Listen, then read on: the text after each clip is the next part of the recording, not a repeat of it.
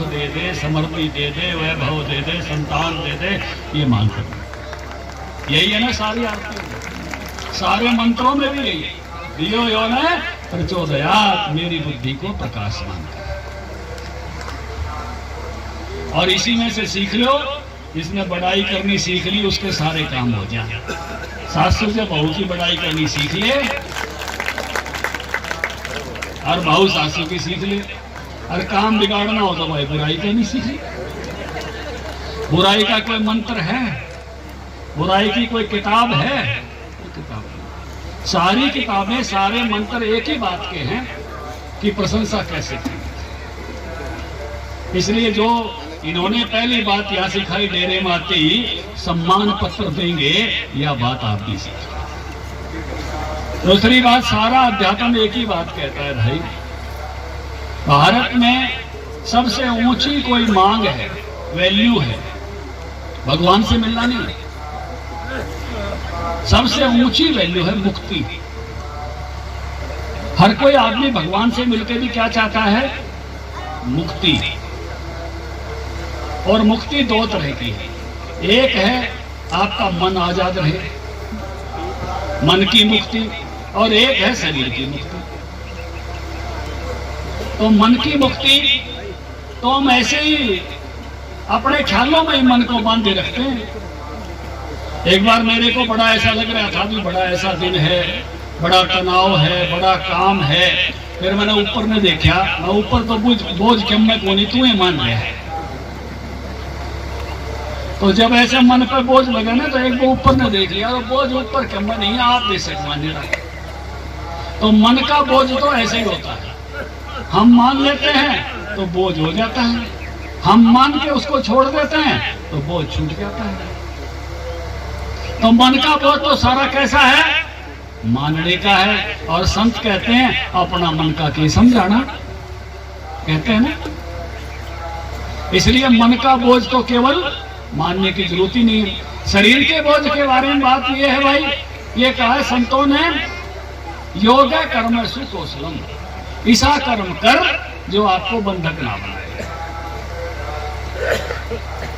जिस कर्म का साइड इफेक्ट आए वो कर्म गलत है।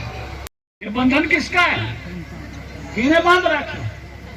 गैल ले रही है, पोता है, पड़ पोता है,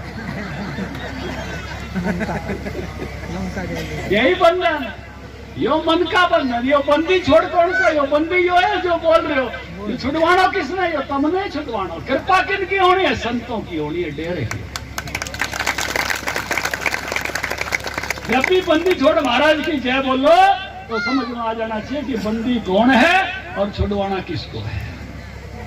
इसी को आजाद करने के लिए उनका सारा ज्ञान है। इसलिए सबसे बड़ी बात यही है कि डेरा हमको मन से भी मुक्त रखे और तन से भी मुक्त बनाए, ऐसे अच्छे कर्मों की तरफ प्रेरित करे कि हम तन से भी मुक्त रहें। कोई ऐसा कर्म ना हो जाए जिसके कारण से बंधन में फंस जाए, क्योंकि हमारे कर्म ही हमको बंधन की तरफ ले जाते हैं और कर्म ही आजादी की तरफ ले जाते हैं। तो अच्छे कर्मों की तरफ जाएंगे तो आजादी की तरफ जाएंगे। आज सुबह सुबह में, आज 2-3 दिन से देश में एक बहस चल रही है। कुछ लोगों ने हिंदू धर्म के बारे में कुछ कह दिया, टीवी पर बहुत बहस है। हमारे अपने बच्चों को बैठ के बताना चाहिए, घर में बहुत अच्छे से बताना चाहिए। कोई मेरे से पूछे कि ओम प्रकाश धनखड़ को हिंदू क्यों है, तो मैं आपके बीच में बताना चाहता हूँ, मैं इसलिए हिंदू हूँ कि मेरा संत ये कहता है किसी भी रास्ते से आ जाओ तुम मेरे तक आते हो। दुनिया का कोई संत ये नहीं कहता।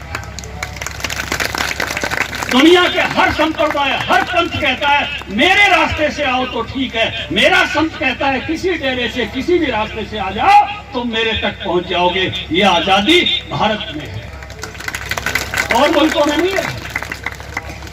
कोई पंथ नहीं कहता, कोई संप्रदाय नहीं कहता। भारत का ऋषि कहता है, भारत का मुनि कहता है, भारत का संत कहता है कि किसी भी रास्ते से आ जाओ तुम मेरे तक आते हो। ये आजादी मेरे इस हिंदुत्व में है, इसलिए मैं हिंदू हूँ। मुझे आनंद है इस बात, खुशी है इस बात की हिंदू होने की कि हमारे पास ये आजादी है।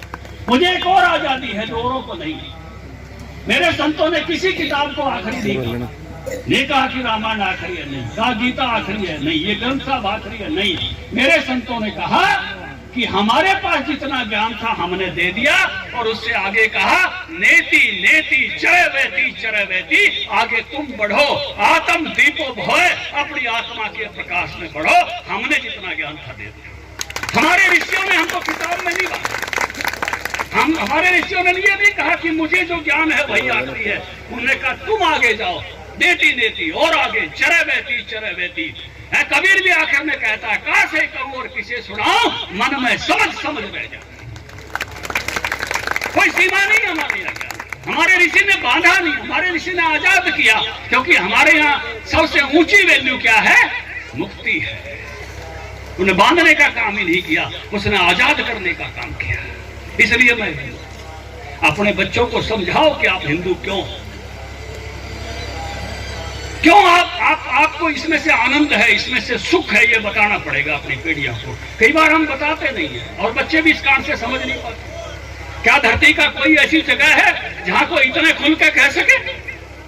एक बार पोप बंबई में आए थे, पत्रकारों ने पूछ लिया कि भारत का ऋषि ये कहता है किसी भी रास्ते से आ जाओ, मेरे तक आते हो तो आप कहोगे ये बात, आप भारत आए हो? पोप ने कहा मैं तो नहीं कहूंगा, मैं तो ये कहूंगा कि मेरा ही साबुन मैल काटता है, बाकी तो कपड़े काटते हैं।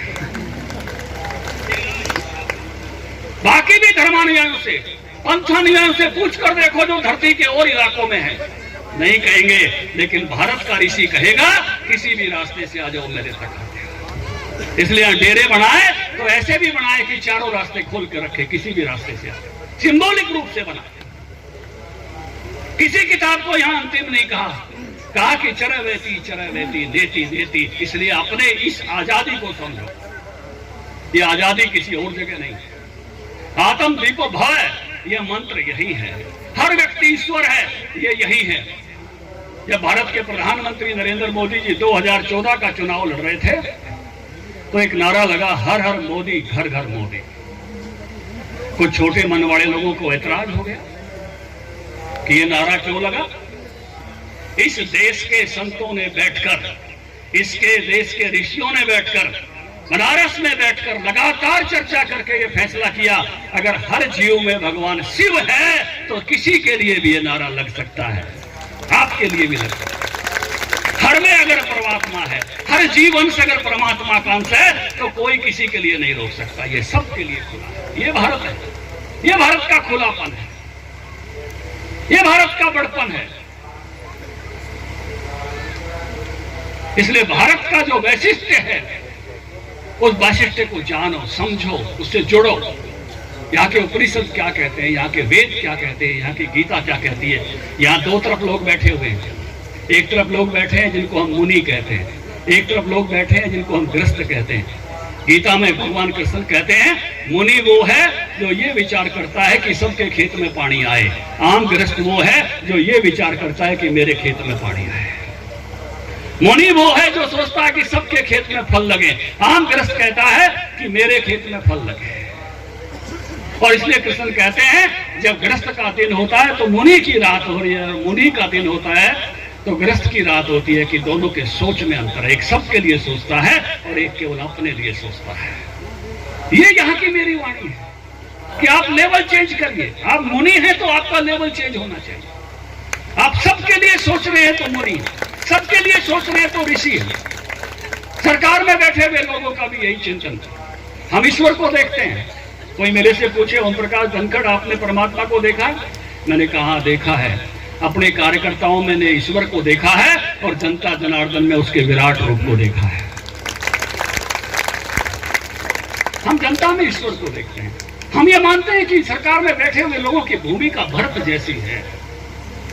जब राम हमारे सामने बैठता है, जैसे राम ने खड़ाऊ दी थी ना 14 साल के लिए भरत को, जाओ मेरे प्रतिनिधि के रूप में शासन करो, ऐसे आपने अपनी खड़ाऊ बनवारी को दे रखी है। कभी जसवंत को दी थी। राम आप हैं, भरत ये हैं। आपके आदेश से, आपके इशारे से चलते। आप जब खड़ाऊ देते हैं तो तब वहां बैठते हैं आपके प्रतिनिधि के रूप में। ये बावल के प्रतिनिधि है और कुछ नहीं है। आपका प्रतिनिधित्व करते हैं। जैसे भरत को राम ने कहा था कि जाओ मैंने अपना राज्य वापस लिया, 14 वर्ष मेरे प्रतिनिधि के रूप में काम करो। और इसी भारत के आध्यात्मिक चिंतन को लेकर हम काम करते हैं और इसमें हमको आनंद है, सुख है।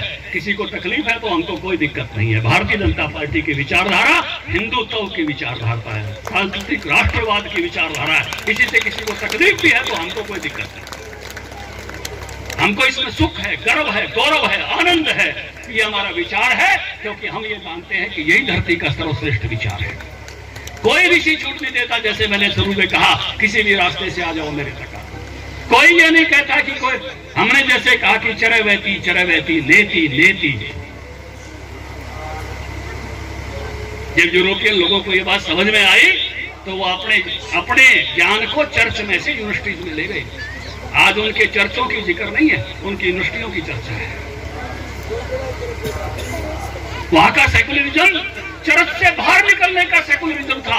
हमारे जैसा सेकुलरिज्म नहीं था दो चीजों को बराबर करने का। वहां का सेकुलरिज्म पढ़ेंगे तो वहां का सेकुलरिज्म चर्च से बाहर कैसे निकले, इसलिए आज उनकी यूनिवर्सिटियों के नाम है। इसलिए यूरोप आगे गया, उसको समझ में आ गई ये बात। अगर यहां ठहर गए तो आगे नहीं जा पाएंगे।